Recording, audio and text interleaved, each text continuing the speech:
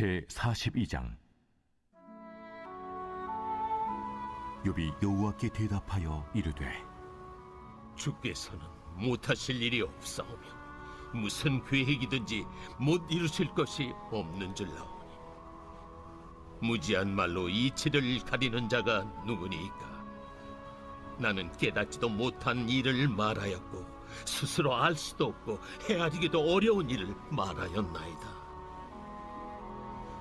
내가 말하겠사오니 주는 들으시고 내가 주께 묻겠사오니 주여 내게 알게 하옵소서. 내가 주께 대하여 귀로 듣기만 하였사오나 이제는 눈으로 주를 배움나이다. 그러므로 내가 스스로 거둬들이고 티끌과 채 가운데서 회개하나이다. 여호와께서 욥에게 이 말씀하신 후에 여호와께서 대만 사람 엘리바스에게 이르시되 내가 너와 네 두 친구에게 노하나니 이는 너희가 나를 가리켜 말하는 것이 내 종 욥의 말같이 옳지 못함이니라. 그런즉 너희는 수소 7과 순양 7을 가지고 내 종 욥에게 가서 너희를 위하여 번제를 드리라. 내 종 욥이 너희를 위하여 기도할 것인즉 내가 그를 기쁘게 받으리니 너희가 우매한 만큼 너희에게 갚지 아니하리라. 이는 너희가 나를 가리켜 말한 것이 내 종 욥의 말같이 옳지 못함이라. 이에 대만 사람 엘리바스와 수아 사람 빌닷과 나아마 사람 소발이 가서 여호와께서 자기들에게 명령하신 대로 행하니라. 여호와께서 욥을 기쁘게 받으셨더라. 네, 할렐루야. 좋은 아침입니다. 오늘도 주님께서 우리에게 말씀하시는 귀한 시간이 되시기를 예수님의 이름으로 축복합니다. 우리 아침 인사하도록 하겠습니다. 좋은 아침입니다. 우리 혜성이도 좋은 아침입니다.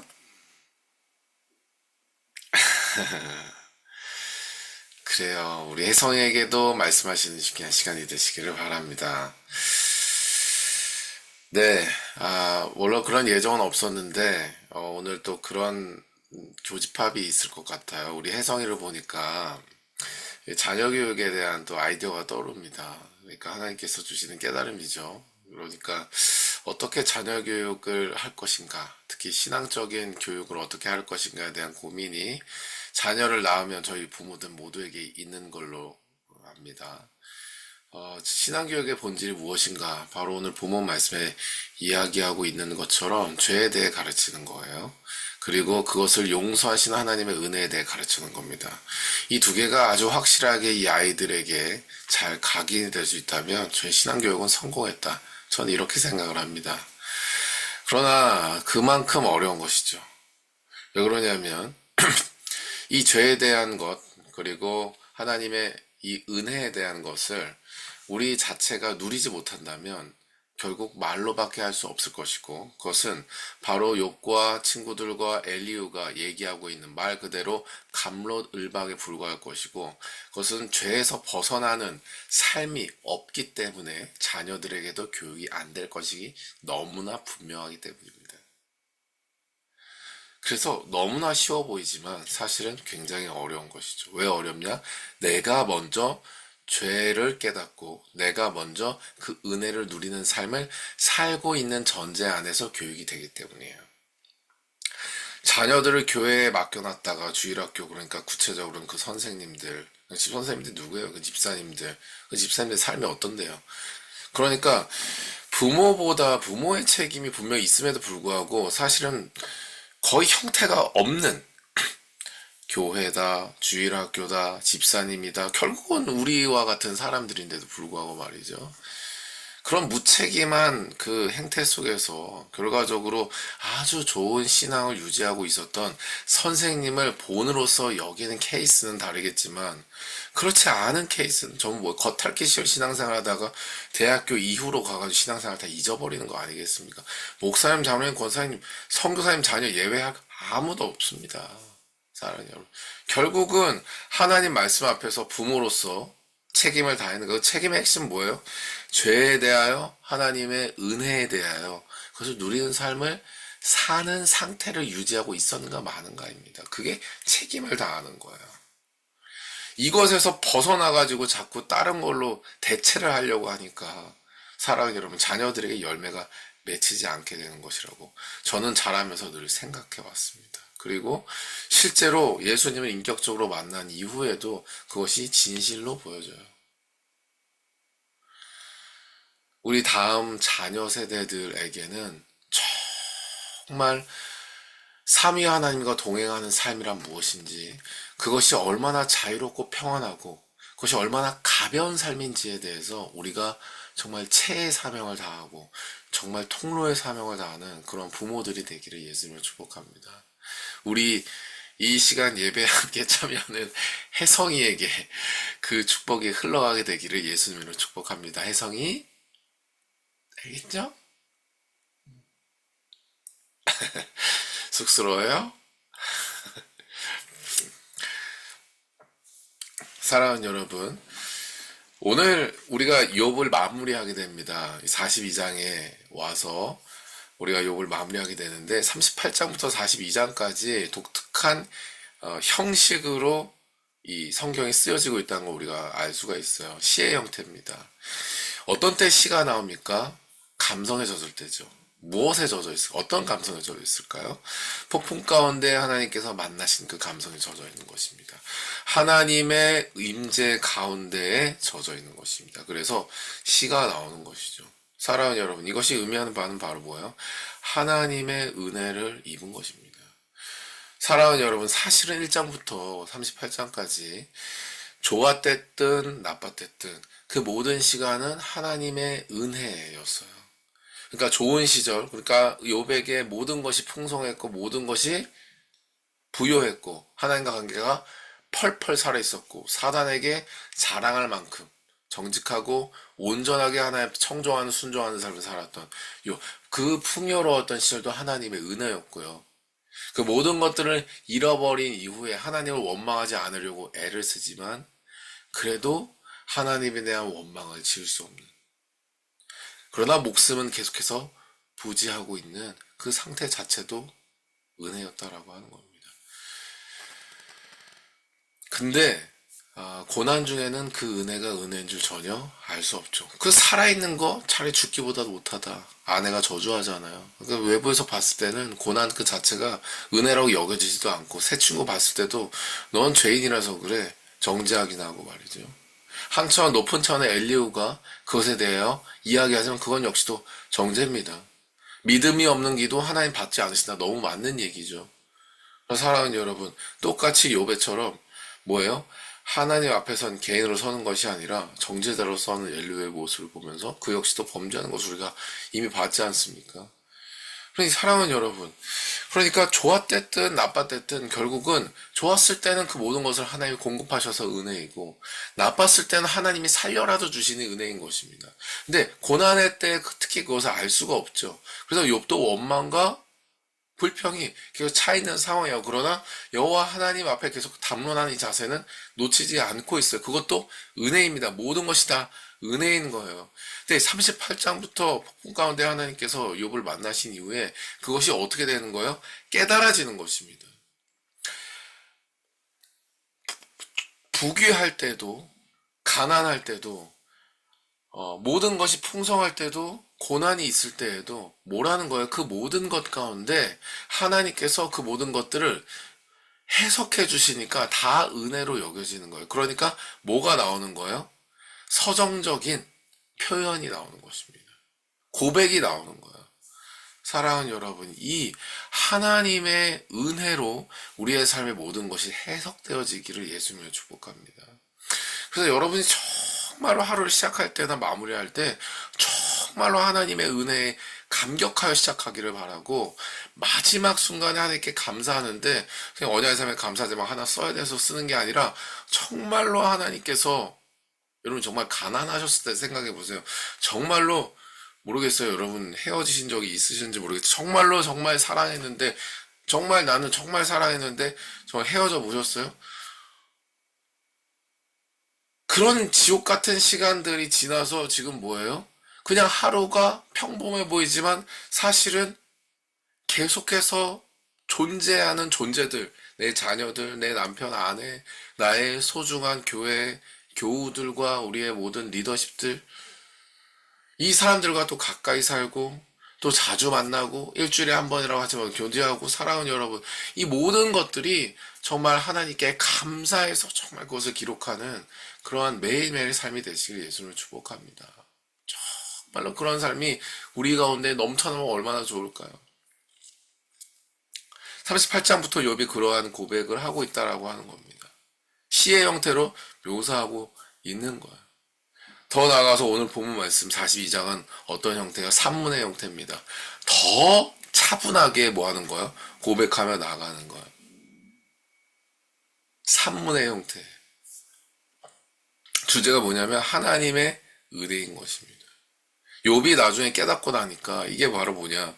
고난도 하나님의 주권 안에서 진행됐다는 것을 깨달은 것입니다. 그러니까 진정한 회개가 터져 나오는 거예요. 오늘 본문 말씀 보십시오.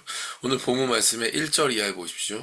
뭐예요? 이 고난 중에 하나님의 주권이 인정된 상태에서 본인의 고난 속에서 본인의 한 행위들이 해석되어지니까 자기의 부끄러운 모습이 보이는 거예요.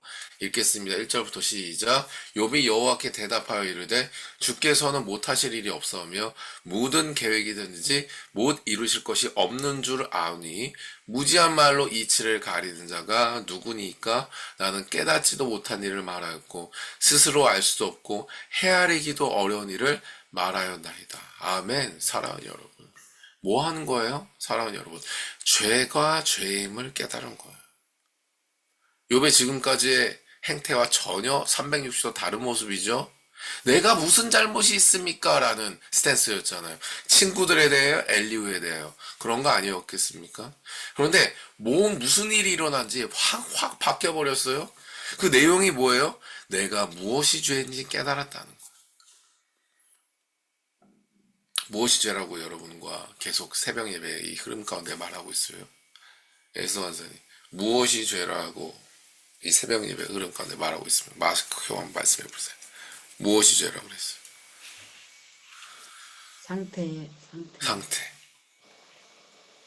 상태예요. 죄는 상태예요. 행위나 결과가 아닙니다. 죄는 상태예요. 그것을 욥이 명확하게 말하고 있는 거예요. 지금 욥이 무엇에 대해 회개하고 있는 것입니까? 무엇에 대해 회개하고 있어요? 자기가 잘못한 거에 회개하고 있어요? 상태에 대해 회개하고 있어요? 상태에 대해 회개하고, 다시 한번 읽겠습니다. 사랑하는 여러분, 어디서부터 읽어야 되냐면, 자, 2절부터 읽어야 돼요.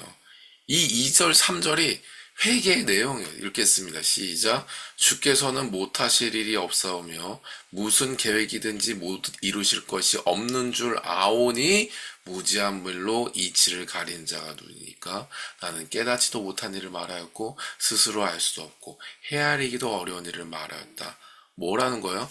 여호와 하나님은 전지전능하시고 그것을 반드시 이루시는 하나님이신데도 불구하고 내가 무지한 말로 이치를 가리는 뭐였다? 상태였다는 거예요. 그 상태였기 때문에 어땠다는 거예요? 뭐 했다는 거예요? 깨닫지도 못한 일을 말하는 행위 하나 1. 그 다음에 스스로 알 수도 없고 헤아리기도 어려운 일을 말하였다 행위 2. 근데 이 1, 이 안에 다 뭐예요? 1-1, 1-1-1, 1-1-1-1이 다 지금 욥기 3장부터 지금 여기 38장 오기까지 전까지 다 들어가 있는 것입니다. 그러니까 욥이 회개한 거는 뭐예요? 1-1-1-1에 대해 회개한 거 아니면 그 상태에 대해 회개한 거예요? 상태에 대해서 회개하는 거예요. 사랑하는 여러분, 진짜 회개는 뭔지 아세요? 자신의 죄를 자각하고 주님 앞에 고백하는 거예요. 근데 그 고백이 지금까지 여러분 어린 시절부터 지금까지 어떤 게 죄에 대한 회개라고 여러분 인식하고 계셨어요? 거짓말 했다잖아요. 그쵸? 내가 오늘 하루를 돌아보니 거짓말을 했다잖아요. 그건 회개가 아닙니다. 사람 반드시 다음에 또 거짓말하게 돼 있어요. 욥의 회개에 입각한 진정한 회개는 뭐예요? 나는 거짓말을 할 수밖에 없는 상태였다는 거. 그럼 내가 왜 거짓말 할 수밖에 없었을까? 예를 들어 내가 부모님의 주머니에서 제가 어린 시절에 10,000원을 꺼내 쓴 적이 있었습니다. 꺼내 쓴 적이 있어요. 근데 부모님이 아마 아셨던 것 같아요. 저녁에 저한테 불러서 이렇게 말씀하셨어요. 할 말 없니? 아빠한테 할 말 없니? 이렇게 물어보셨어요. 그때 저는 굉장히 양심이 찔렸습니다. 근데 왠지 모르는 것 같아요. 그래서 눈을 부릅뜨고 전혀 떨리지 않는 척을 하면서 더 뭔가 언성을 높이며 얘기했어요. 할 말 없어요. 정말이야. 그때 그 기회를 잡았어야 됐어요. 그러나 다시 한 번 더 저는 말했습니다. 할 말 없어요. 그래, 방으로 돌아가라. 그리고 그날 등 긁는 거 있습니다. 옛날에 아시는지 모르겠지만 등을 이렇게 긁는 게 있어요. 그걸로 발바닥을 10대를 맞았어요. 발바닥 맞아보신 분 있으세요? 상당히 아픕니다. 상당히 아파. 그리고 한 대 때릴 때마다 잘못했습니다. 잘못했습니다를 정말 죽어라고 외쳤어요.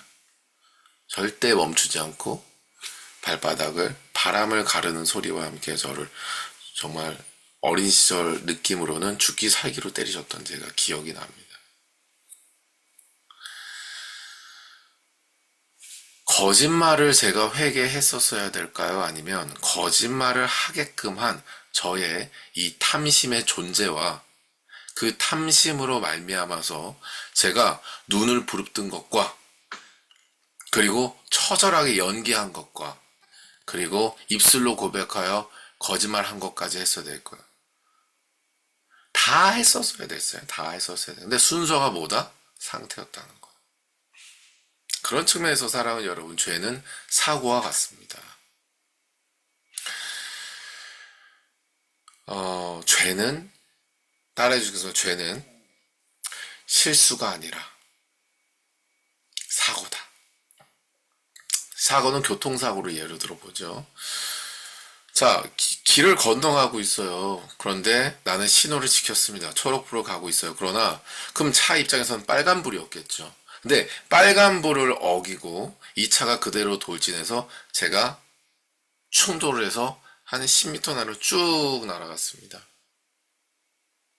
쭉 날아갔어요. 그러면 운전자 입장에서는 이걸 어떻게 받아들일까요? 실수일까요? 사고일까요? 운전자 입장에서 뭐라고 받아들일까요? 실수라고 받아들이는 사람들의 행태는 이런 걸 겁니다. 괜찮으세요? 제가 깜빡 졸았네요. 변명이 많을 거예요. 왜냐면 난 실수했으니까요. 깜빡 졸았네요. 그리고 아마 그 옆에 이 아들을 굉장히 사랑하시는 어머니가 굉장히 타고 있었다면 내리면서 이런 말씀을 하셨을지 모르겠습니다. 우리 아들이 잠깐 실수를 한 것 같아요. 어디 괜찮아요? 병원비는 저희가 대드릴게요. 하고 아마 1,000만 원 입금하고 그냥 갔을 수도 있어요. 왜? 실수니까요. 다른 케이스를 보죠. 이 운전자가 이것을 사고로 인식하는 경우입니다. 튀는 순간 사람이 날아갔고 피가 튀겼어요. 그게 내 눈앞에 벌어져서 이건 사고다. 그래서 너무 놀란 마음도 있었겠지만 사고기 때문에 당장 뭐 하겠습니까? 사고 처리를 하겠죠. 119를 부를 것이고 보험사를 부를 것이고 차를 내려가지고요. 그 사람이 괜찮은지를 체크할 겁니다. 그리고 그 사람이 아니 여부를 끊임없이 걱정할 거예요. 그리고 나서 이 사람이 굴급대에 실려가서 병원에 입원한 이후에도 사고로 인식을 했다면 끊임없이 그 사고를 관리할 겁니다. 사람에 대하여, 차에 대하여, 그리고 손해배상에 대하여 관리할 거예요. 여러분, 죄를 어떻게 인식하십니까? 죄를. 예수님께서 내 죄를 대신 지셨다. 그거는 예수님이 우리에게 하신 일이에요. 우리가 생각할 게 아닙니다. 갖고 나가면 되는 일이에요.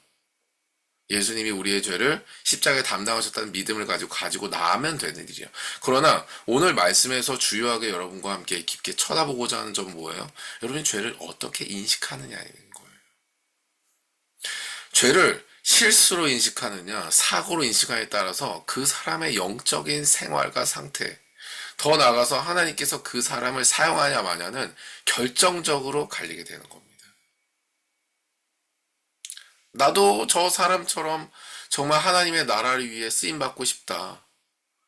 나는 동일한 어떤 열망이 한 공동체 안에 있을 수 있지만 왜 길이 갈리는 줄 아세요? 왜 길이 갈리는 줄 아세요? 이 죄에 대한 인식의 차이로부터 이게 갈리는 겁니다. 사랑하는 여러분, 죄는 사고입니다. 죄는 사고예요. 사고를 쳤으면요, 그 사고에 대한 적극적이고 신속한 조치가 있어야 돼요.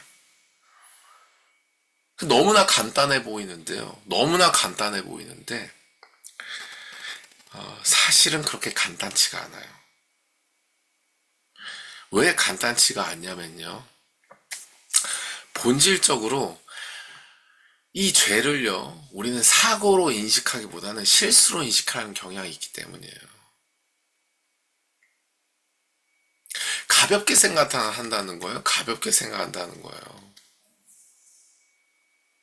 구약시대가 아니지. 거기에 대한 반론도 알고 있습니다. 율법을 폐하러 오신 게 아니라 완성시키러 오셨다라는 그 말씀도, 그 생각과 동시에 그 반론도 같이 와요. 그래서 결과적으로는 예수님 앞에 이 나의 범죄적 사실을 가지고 주님 앞에 가지고 나가 철저하고 통렬하게 회개하고 돌이키는 결단으로 나가야 되는 건 알고 있어요. 근데 왜 안 되냐고요? 왜 안 되냐? 예수님께 문제가 있는 게 아니에요. 십자가 사건에 문제가 있는 게 아닙니다. 죄에 대해서 가볍게 생각하는 거예요. 성경 66권 중에 39권은 버리는 거예요. 어느 만큼 하나님이 거룩하시고 어느 만큼 죄가 무서운지에 대해 하나님이 이스라엘이라고 하는 그 본을 통해 가지고 말씀하고 계심에도 불구하고 가볍게 여기는 겁니다. 죄를 가볍게 여기고 피 흘리기까지 대항하지도 않게 되는 거죠. 사랑하는 여러분, 사실 욥이 왜 38장 이후에 와서야 시를 쓰고 있고 왜 산문을 쓰고 있습니까? 죄의 상태. 사실은 아내가 비난할 때까지 믿음을 잘 지켰지만은 새 친구가 찾아오면서부터 자신의 무죄를 증명하기 위한 스탠스에 쓰는 그 순간부터 죄의 상태에 들었다는 사실을 깨닫지 못했기 때문이에요. 자각하지 못했기 때문에 이건 죄가 아니다. 죄의 범주를 본인이 설정하고 본인이 그것에서 죄의 범주, 내가 변론하는 것, 무죄임을 주장하는 것은 죄가 아니다. 내가 이 위치에 난 당연히 이렇게 얘기할 수 있다라는 그 상태 자체가 죄라는 것을 제거시켜버렸다라고. 사랑하는 여러분, 욥이 그 상태로 고생을 하는 거죠. 우리의 인생이 그래서는 안 되겠습니다.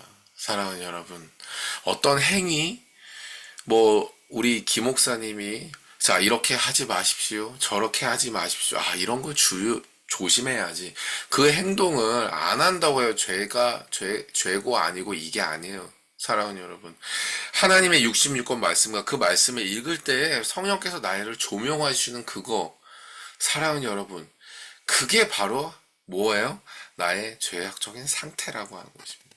주님은요, 그 상태에 대하여 더 정밀하게 우리에게 말씀하고 싶으신 거예요. 정죄하시는 게 아니고요, 담론하고 싶으신 거예요. 너가 왜 그런지 내가 더 자세히 알려줄게 라는 거죠. 누구를 미워해요? 누구에 대해 분노해요? 혹은 나의 어떤 한계를 느끼고 있어. 네가 왜 그런지에 대해 내가 담론할게 라는 거예요. 그래서 그 본질을 쳐다보게 해서 뭐 하겠다는 거야? 그걸 가지고 나오라고 하는 거죠. 겉으로 보이는 현상 가지고 회개했니 안 했니 이거 가지고 초딩처럼 정말 주일학 그런 식으로 신앙생활 하지 말고 그냥 매일매일 너와 만나고 싶다는 거죠. 그러려면 그 부분에 대한 이야기를 내가 해야 되겠고, 그 부분을 가지고 너가 진짜 자유를 얻었으면 좋겠다. 정결함을 얻었으면 좋겠다. 정말 너가 정말 거기서부터 자유해졌으면 좋겠다. 내가 너와 함께해서 그 감정, 그 상태 자체가 아예 없는 듯이 살게 하는 것을 너에게 선물로 주고 싶다라고 하는 거죠.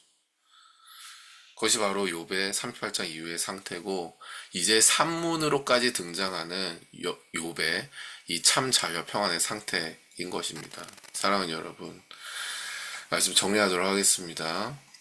사고는 실수로 여겨지지 않아요.